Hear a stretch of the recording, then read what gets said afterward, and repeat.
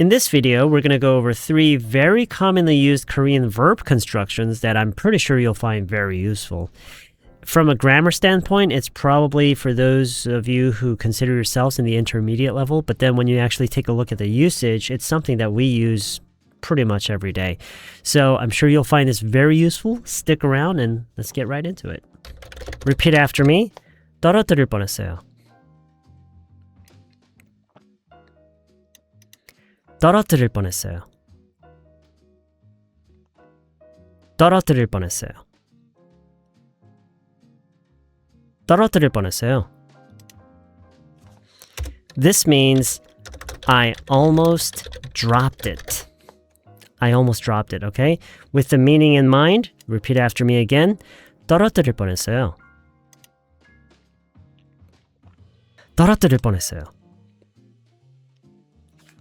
떨어뜨리다 is to drop. And the verb construction we're using here is 할 뻔하다. Now this is the base form. Of course, here we're using one of the most common honorifics here, 했어요 or 해요. And where it connects, the 리 is connected with 할, 리, and 할 connects and it becomes 릴. 떨어뜨릴 뻔했어요. I almost dropped it. 떨어뜨릴 뻔했어요. Okay, let's practice this with another example. Repeat after me. 사고 날 뻔했어요. This is easier to say, right? 사고 날 뻔했어요. 사고 날 뻔했어요. 사고 날 뻔했어요. And this means let's just say we almost had an accident. Okay, so with the meaning in mind, repeat after me. 사고 날 뻔했어요. 사고 날 뻔했어요. Of course, we could identify we in the sense that we could say 저희 or 우리, more casually 우리 사고 날 뻔했어요. But 저희, it just matches with the honorifics here. Okay, so 저희 사고 날 뻔했어요. 저희 사고 날 뻔했어요. We almost had an accident. The verb we're using here is 사고 나다. 사고 나다. And this is actually a combination of 2 different words. It's 사고, which is accident, and 일어나다, which means happen. And it becomes one verb. To have an accident or for an accident to occur. And of course, the construction we're using is 할 뻔하다. 나다 and 할, that combines together and becomes 날. And that's what you're seeing here. Again, this 날 comes from the 나 from 사고 나다 combined with the construction 할 and becomes 날. 사고 날 뻔했다. Means we almost had an accident, okay? 저희 사고 날 뻔했어요. 우리 사고 날 뻔했어. 저희 사고 날 뻔했어요. We almost had an accident. Okay, let's try another one. 버스 놓칠 뻔했어. 요. So repeat after me. 버스 놓칠 뻔했어요. 버스 놓칠 뻔했어요. 버스 놓칠 뻔했어요. 버스 놓칠 뻔했어요. I almost missed the bus. Missed my bus? Missed the bus? I almost missed the bus. 버스 놓칠 뻔했어요. With the meaning in mind. 버스 놓칠 뻔했어요. 버스 놓칠 뻔했어요. Of course, if you had to for some reason, then you would add 저 버스 놓칠 뻔했어요. If you had to identify that it was you. 저 버스 놓칠 뻔했어요. Bus, I don't think we have our own word for bus. So this is basically bus. And 놓치다, this is the verb we're using here. 놓치다 is to miss. Yeah, like miss a chance, miss an opportunity. And of course, the construction we're using here is again, 할 뻔했다, 할 뻔하다. And so this 칠 that you see here comes from the 치 in 놓치다 combined with the construction 할. And so it's 치 plus 할 becomes 칠 and becomes 놓칠 뻔하다. Okay, so 놓칠 뻔했어요. 버스 놓칠 뻔했어요. So then, can we conclude that 할 뻔하다 is equivalent to something almost happening? In a lot of cases, I would even go as far as to say in most cases, but not all cases. there are some exceptions. For example, let's take a look at the next example. 큰일 날 뻔했어요. 큰일 날 뻔했어요. 큰일 날 뻔했어요. 큰일 날 뻔했어요. We use this phrase when there was a close call. You know, there are so many possibilities, but in most cases I would just say, well, it was close. Or just simply close call. Or we came really close, really close. Let's say you just avoided an accident or something. You say, wow, we came really close. That was so close, right? I wouldn't say using the word close is 100% match with this phrase, 큰일 날 뻔했어요, but it's almost there. However, there are other constructions that we need to consider. For example, in English, we say things like this, right? It could have been really serious, for example. Now, this is also something that we might say when we just had a close call. However, could have doesn't necessarily refer to how close it was. It's simply suggesting that there was a possibility, right? The possibility existed. And there is another construction in Korean for that, which is 할 수도 있었다. And again, this is the base form. If we were to add the most common honorifics, it would be 있었어요, okay? Anyway, so 할 수도 있었다. This is very, very similar to the use of could've. So if I were saying this in Korean, I would say something like this. 정말, and that's really or very, 정말 심각할 수도 있었어요. 정말 심각할 수도 있었어요. It could have been really serious. 심각한 is serious, and the 한 meets the 할 and becomes just 할. So 심각한 becomes 심각할. So 정말 심각할 수도 있었어요. 정말 심각할 수도 있었어요. Another example. 누가 다칠 수도 있었어요.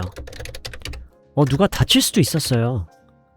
누가 다칠 수도 있었어요. 누가 다칠 수도 있었어요. So here 누가 is someone or somebody. 다치다. 다치다 is to get hurt or injured. And you can probably guess already what this means.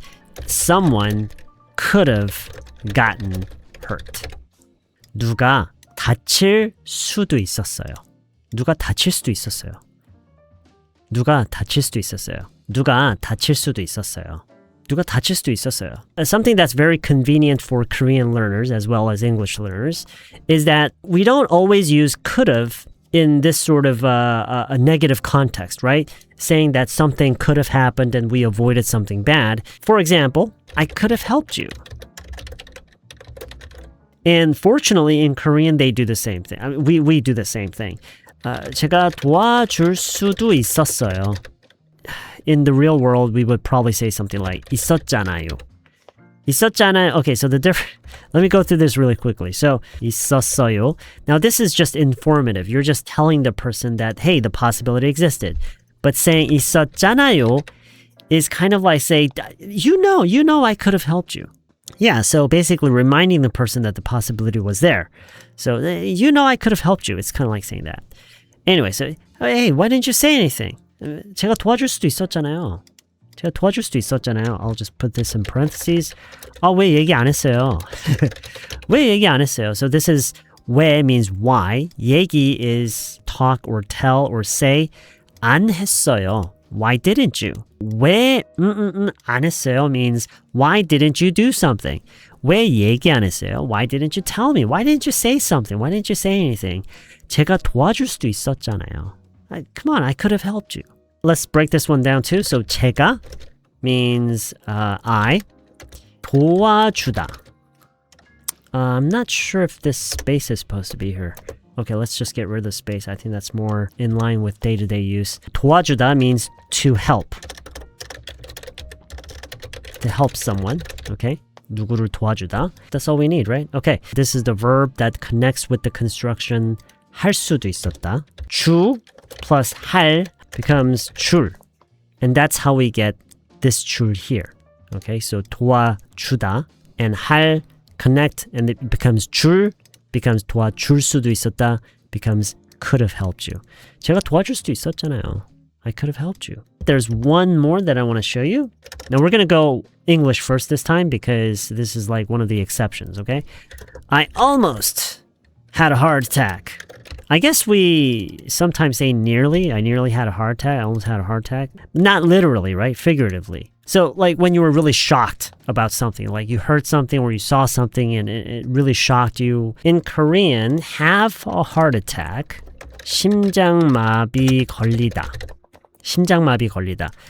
The 에 is optional. I guess grammatically it should be there, but in day-to-day speech, people usually just omit this part. So 심장마비 is heart attack.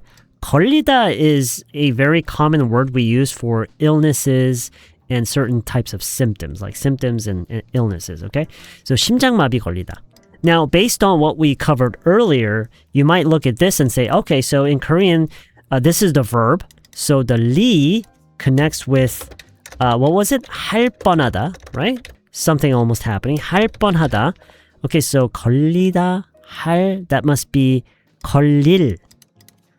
심장마비 걸릴 뻔했어요. 심장마비 걸릴 뻔했어요. And yes, this actually sounds okay. And yes, just like English, we can use this figuratively. It makes sense. It sounds quite natural. But then you will hear a lot of Koreans say something else instead. 심장마비 걸리는 줄 알았어. 심장마비 걸리는 줄 알았어. 완전 심장마비 걸리는 줄 알았어. 나 심장마비 걸리는 줄 알았어. So this, very similar to this in effect, but the phrasing is a little different, and so the nuance is kind of different too. Very convenient for Korean learners. In English, we have almost the exact same phrasing. I thought I was gonna have a heart attack. I thought I was gonna have a heart attack. I thought I was gonna have a heart attack. Okay, gosh, all right. Technically speaking, this is I thought I was having a heart attack. And 심장, now this is not really important, but just in case you're into this much detail, 걸릴 줄 알았어. 나 심장마비 걸릴 줄 알았어. This is I thought I was gonna have a heart attack. Now let's send this over. Okay. However, in day-to-day use, I don't hear this very often. It's usually this. 심장마비 걸리는 줄 알았어. So this is another very, very common construction. 하는 줄 알았어요. I thought something was going to happen. I thought something was happening. Now, just like the English construction, I thought something was happening, or I thought something was going to happen, it could be used to talk about something that you actually thought was going to happen. But then if you look at how we're using it right now, we're using it as a way of saying it felt like. Right? It felt like I was having a heart attack. And that's kind of what we're covering right now with this phrasing in this video, okay?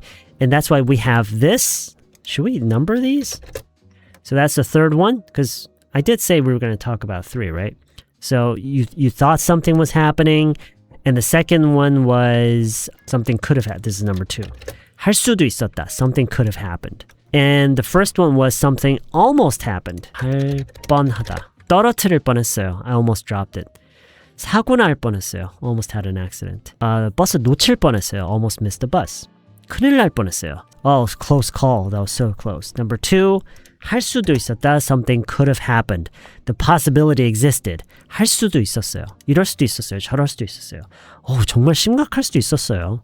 누가 다칠 수도 있었어요. Someone could have gotten hurt. And lastly, 심장마비 걸리는 줄 알았다. Fortunately, we have a very similar type of construction in English as well, right? I thought something was happening. I thought something was going to happen. We covered a lot. I'm sure there are some of you out there who have no idea what we just covered, but hopefully this helps some of you out there. All right, so as always, let me know in the comment section below if you have any questions. If you want to actually use some of the things that we covered in this video and actually make some example sentences in the comments, I'll try my best to come back to this video because this is not the only YouTube channel I have. And I'll try to look over your example sentences and give you some feedback if I can, okay? All right. So that's pretty much it for this video. Have a great rest of your day, and hopefully I'll see you guys really soon in the next video.